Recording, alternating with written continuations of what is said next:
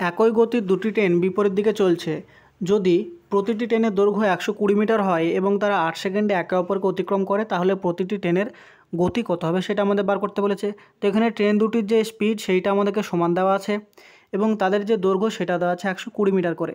তাহলে আমরা জানি যে দুটি ট্রেন পরস্পরকে বিপরীত দিক থেকে অতিক্রম করা, তার মানে হচ্ছে তাদের নিজেদের দৈর্ঘ্যকে অতিক্রম করা। তাহলে এখানে আমাদের টোটাল যে ডিস্ট্যান্স সেটা কত হবে? একজনের দৈর্ঘ্য যদি 120 মিটার হয়, তাহলে টোটাল যে আমাদের এফেক্টিভ ডিস্ট্যান্স তারা কভার করবে সেটা হচ্ছে 120 প্লাস 120, তার মানে এটা আমরা লিখতে পারি 240 মিটার। আর তারা সময় কত নিয়েছে? টাইম ইজ ইকুয়াল টু আমাদের দেওয়া আছে 8 সেকেন্ড। তাহলে এখান থেকে আমরা লিখতে পারি তাদের মধ্যে যে রিলেটিভ স্পিডটা কত হবে আমাদের?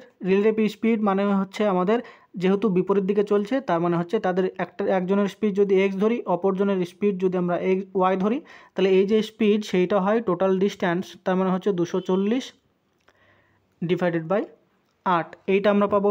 তাহলে এখান থেকে যদি আমরা কাটাকাটি করি তাহলে 3 8 24 হয়, তার মানে এইটা পেলাম 30।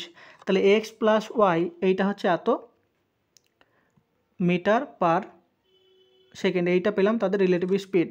আবার বলেছে তাদের গতি হচ্ছে সমান, তার মানে হচ্ছে একই গতি, তার মানে আমরা এক্স প্লাস ওয়াইয়ের জায়গায় আমরা 2x লিখতে পারি। তার মানে যেহেতু দুজনই সমান, তাহলে 2x ইজ ইকুয়াল টু আমরা কত লিখছি? 30 মিটার পার সেকেন্ড। তাহলে এক্স ইজ ইকুয়াল টু আমরা লিখতে পারি 15, এইটা পেলাম আমরা মিটার পার সেকেন্ডে। কিন্তু দেখো কিলোমিটার পার ঘন্টাতে আমাদের স্পিড বার করতে বলেছে, তাহলে কিলোমিটার পার ঘন্টা যখন করব তখন এইটাকে আমরা মাল্টিপ্লাই করবো কত দিয়ে? 18/5 দিয়ে। তার মানে 5 দিয়ে যদি 15 কাটি তাহলে পাই 3, তাহলে 3 18 হচ্ছে আমাদের কত? 54। তাহলে 54 কিলোমিটার পার আওয়ার, এইটা হলো আমাদের ট্রেন দুটির স্পিড, যেটা আমাদের অপশান নাম্বার 4 হয়ে যাবে এখানে সঠিক উত্তর।